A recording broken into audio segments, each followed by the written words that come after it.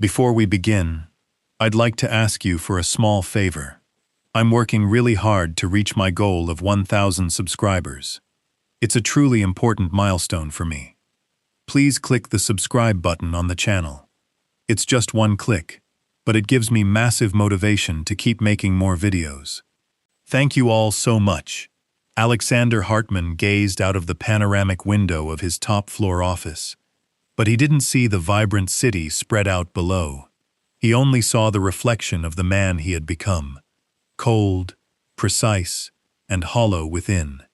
Each skyscraper on the horizon was a testament to his success. Each contract he'd signed, a brick in the wall he'd built around his heart. 3 years had passed since his wife Anna's death, and the wall only grew thicker, more impenetrable. Money was his armor, his only language. His sterile, luxurious penthouse was steeped in a silence that even the most expensive toys couldn't break. His 6-year-old daughter, Zosia, lived in that silence. She hadn't spoken a single word since the day of her mother's funeral. The best doctors, the ones money could buy, diagnosed her with selective mutism. Aleksander had tried everything: therapies, specialists, gifts that could fill an entire toy store. Nothing worked. Zosia drifted through the house like a ghost, her large, sad eyes seeming to see a world he couldn't perceive. Nannies came and went at a dizzying pace. Each one, regardless of qualifications or references, succumbed to Zosia's silence and her father's emotional chill. The last one, a woman with an impressive CV, packed her bags that morning. "Your daughter doesn't need a nanny, Mr. Hartman," she'd said as she left, her words hitting him with a force he was loath to admit. Desperate and irritated, Aleksander instructed his assistant to find anyone. "I don't care who it is," he'd barked into the phone, ending the call. That very evening, Ewa stood at his door. She was a middle-aged woman with an unassuming appearance and a gentle gaze that seemed out of place in the stark apartment. Her clothes were simple, and in her hands, she clutched a worn folder of documents. Aleksander barely glanced at her, skimming her application, her experience as a housekeeper, a cook in a small restaurant. Nothing impressive. She was the antithesis of the highly qualified women he'd previously hired. A temporary solution, out of necessity. "The rules are simple," he began curtly. "Meals at 8 a.m., 1 p.m., and 7 p.m. The house must be kept clean. My daughter, Zofia, doesn't speak. Don't try to force her. Just keep an eye on her. Your duties do not include emotional engagement." Atia nodded, and there was no trace of fear or intimidation in her eyes, which surprised him slightly.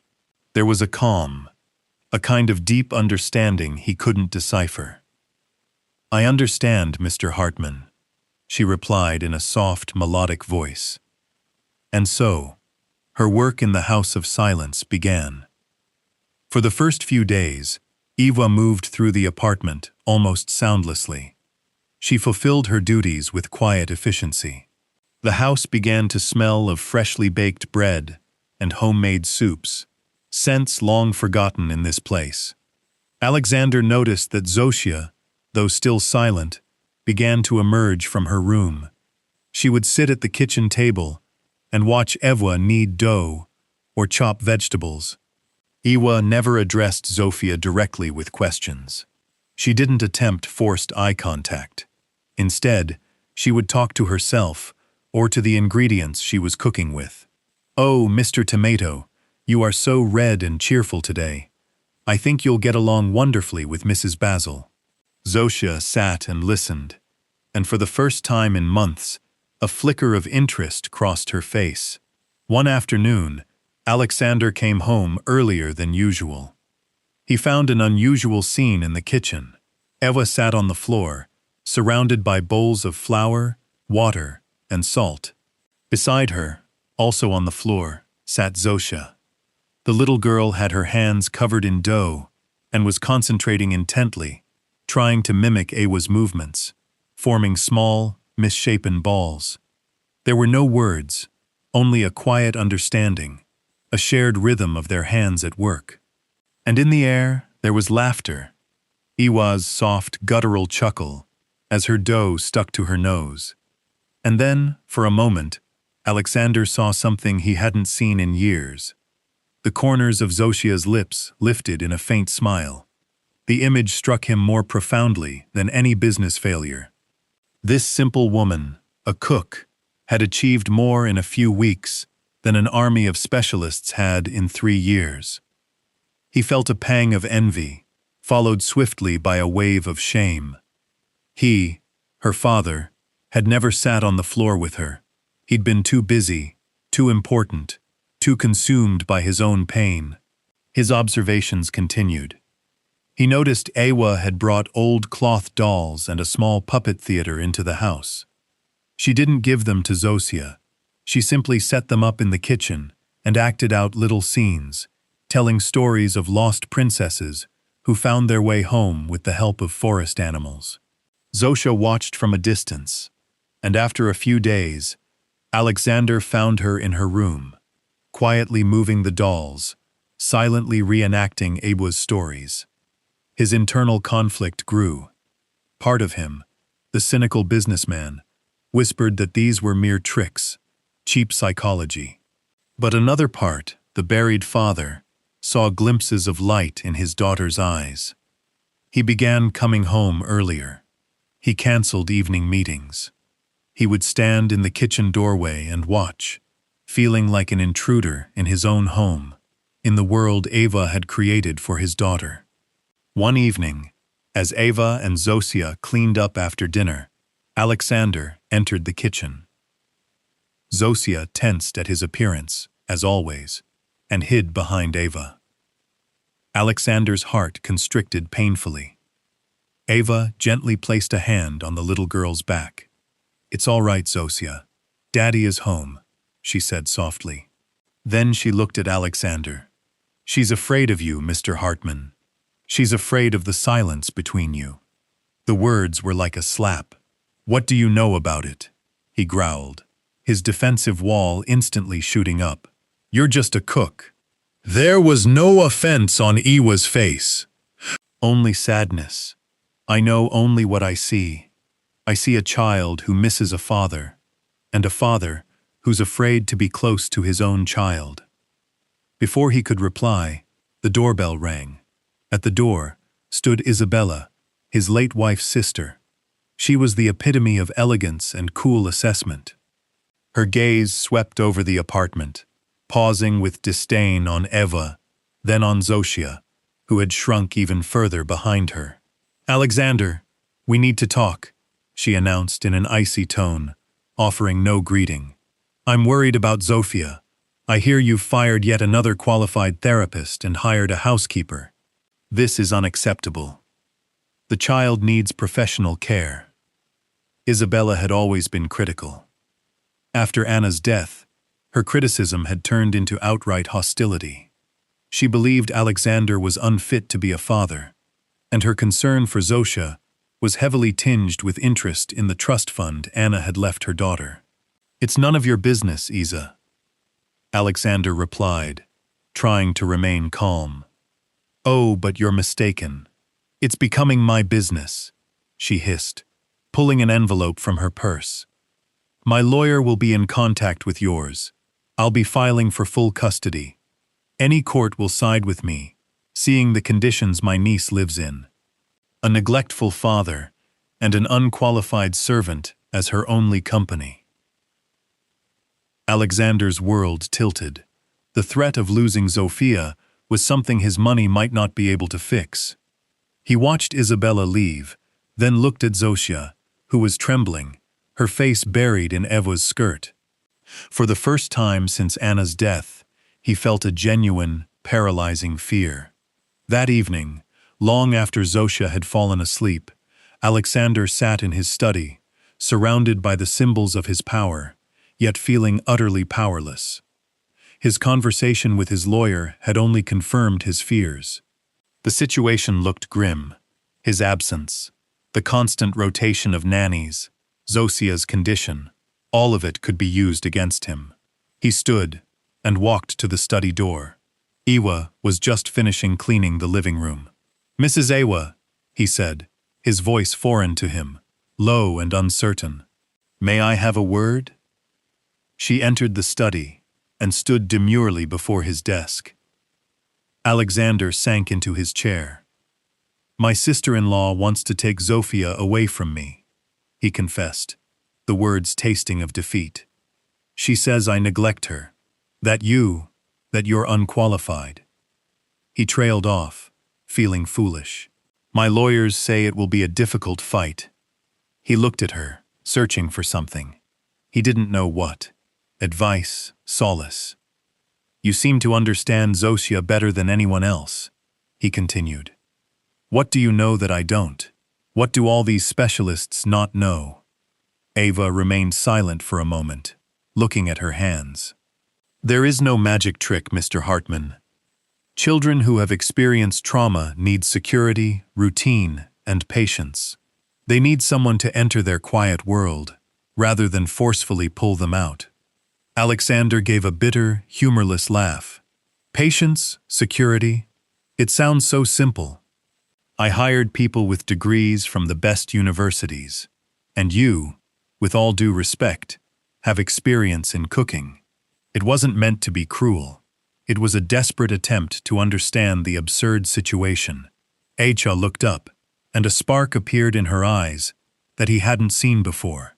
It wasn't anger, but some hidden strength. "I have 3 doctorates," she whispered, so softly he barely heard her. Alexander's laughter died in his throat. He stared at her, his brain, accustomed to processing complex financial data, unable to process this simple information. A cook, 3 doctorates. It was illogical. "What? What did you say?" he managed to choke out. Ewa took a deep breath. "I have a doctorate in child psychology, specializing in trauma, a second in developmental linguistics. I studied the impact of silence on speech development, and a third in art therapy." She said it calmly, each word a precisely aimed blow to his arrogance. Alexander slumped back in his chair. The silence in the study was deafening. He looked at the unassuming woman and saw her for the first time. He saw not a cook, but a top-tier expert hiding in plain sight. He asked, his voice a whisper, "Why are you working as a housekeeper?" A shadow of past pain crossed Eva's face. "I ran my own clinic. I was a respected specialist. But a few years ago, I lost my own child. An accident. The academic world, constantly analyzing the trauma of others, became unbearable. I had to escape. I needed something simple, something that required the work of my hands, not my mind. Cooking, cleaning, it healed me. And then the agency sent me here. When I read about Zosia, I felt I had to try, that perhaps my experience, both professional and personal, could be of some use." Alexander listened, his worldview crumbling. He had believed everything could be categorized, priced and bought, and here stood a woman whose knowledge and experience surpassed anything he could acquire, who had chosen a life in the shadows for reasons his logic couldn't grasp, out of pain, loss, and a need for healing. "I will help you," Ewa said, interrupting his thoughts. "I will help you and Zosia. But you must understand, the court will not look only at my qualifications. It will look at you. You must become the father Zosia needs. You must tear down that wall." There was a strength in her voice that motivated him. For the first time in years, he felt something other than emptiness. He felt determination. This was no longer a fight for assets or reputation. It was a fight for his daughter. The following weeks were a transformation for Alexander. Under Eva's guidance, he began to learn his daughter anew. Instead of issuing commands, he sat on the floor with her. At first, awkwardly, unsure what to do with his hands, Eva offered suggestions. Please build a tower with her, Mr. Hartman. Let it fall. Laugh together. He built. Together with Zosia, they stacked colorful blocks, and when the tower collapsed, Aleksander, feeling foolish, forced a laugh. Zosia looked at him, surprised, and after a moment, a soft whistling sound escaped her lips, the echo of laughter. It was the most beautiful sound Aleksander and Mos had ever heard. They read books. Ewa showed him how to not just read words, but to tell stories with pictures, to give voices to animals, to create drama. Aleksander, the CEO who addressed hundreds of people, felt stage fright, playing make-believe in his daughter's bedroom. But when he saw Zosia hug him tighter, her small hand seeking his, the tremor vanished, replaced by a warmth he hadn't felt in years. Ewa became their guide, the quiet director of their rekindling relationship. She prepared reports and notes for Aleksander's lawyers, documenting every, even the smallest, progress Zosia made. Her professionalism was undeniable. The lawyers, initially skeptical, now looked at her with admiration. The day of the court hearing arrived too soon. The courtroom was cold and impersonal. Isabella sat on the other side, surrounded by her legal team, her face a mask of self-righteous martyrdom. Her lawyer began with a merciless attack.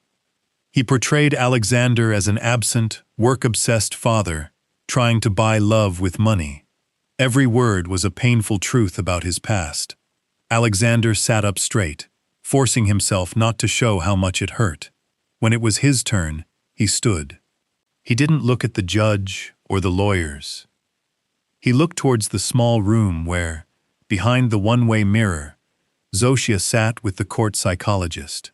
"Everything my sister-in-law's lawyer said about my past is true," he began, and a hush fell over the courtroom. "I was a bad father. I was lost in my grief and work. I thought I could fix my daughter by buying her the best care. I didn't understand that what she needed was me." He spoke of his transformation, of learning to be a father, of the joy of building a block tower, and the sound of his daughter's near laughter. He spoke honestly, without pathos, his words carrying the weight of a painful confession. "I am not asking for a second chance for myself.